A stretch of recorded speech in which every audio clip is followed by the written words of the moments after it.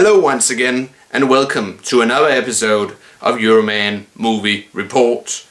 This week I'm gonna talk about the much anticipated The Hobbit Part 1.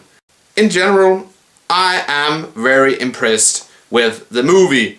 It had some great special effects, especially the HFR 3D, high frame rate 3D, which this film was recorded in, looked very impressive on the big screen. Watching it, it had some, it's like if you turned up the contrast to extreme, and that made the film very, I'm not gonna say realistic, but it made it more sharper than previous 3D films.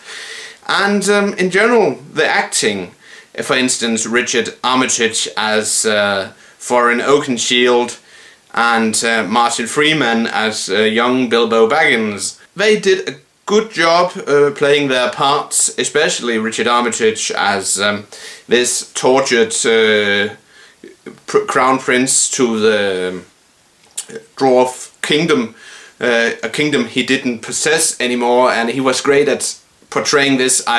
He wanted to restore the family honor by reclaiming their former kingdom, which had been taken from them by this gold-hungry dragon. I know it sounds silly, but that's how Tolkien wrote it.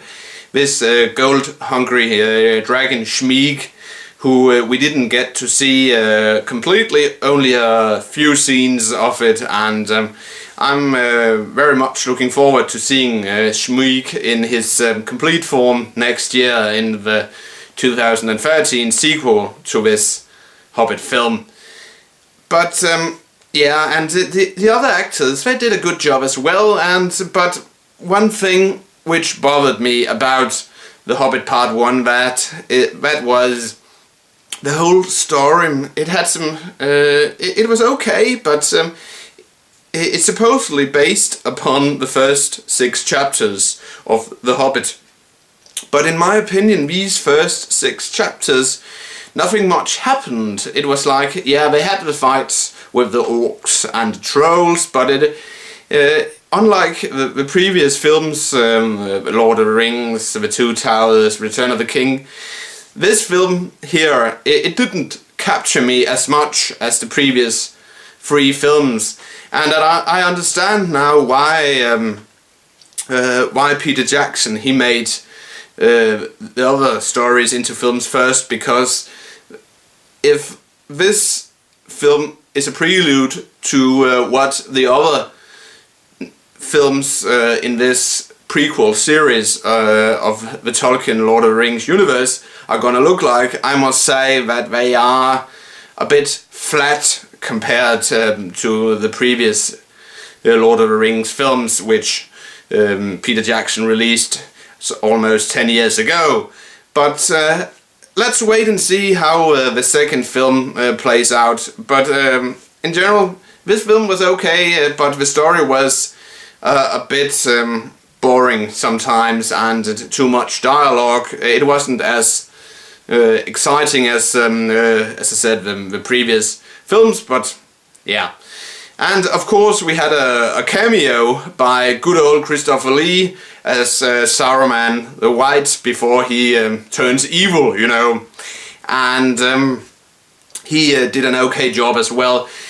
You could see that that the old actors had been run through some CGI anti-aging, because old Christopher Lee, it looked so that they had removed the majority of his wrinkles, and the same thing goes for Ian Holm, you know, old Bilbo. They looked a bit. That looked a bit creepy, in my opinion, but I guess they had to make it look like this film took place before the other Lord of the Rings films. So, but I can live with that change in general. But to sum it up, is it a satisfying film? Yeah, it's okay, but as I said earlier, the story in this film is is a bit boring. They shouldn't have stretched it out for 3 hours, because they could have removed 30 minutes from the film, in my opinion, and still had a great story. So but the effects, the acting, they are all superb. So I'm sure that this film will sell a lot of tickets in theaters. But and one final thing. I know that Tolkien, he wrote these books around the time of the First World War, and one thing which have made me think, since I saw the Return of the King, was the giant eagles. In my opinion, maybe, and this is only a maybe, that the giant eagles, they represent America, because America came and rescued Europe from its conflicts during World War I and of course World War II. So maybe the giant eagles we see in Return of the King and in this Hobbit film represent America. I don't know what the other characters then represents, but I'm sure that the giant eagles, they represent America. So that's it. Euroman of Euroman's Movie Report signing off. So but anyway, if I'm gonna rate it, it's very difficult to rate, in my opinion, because story-wise I am not satisfied with it, but special effects and acting-wise I am satisfied with the film.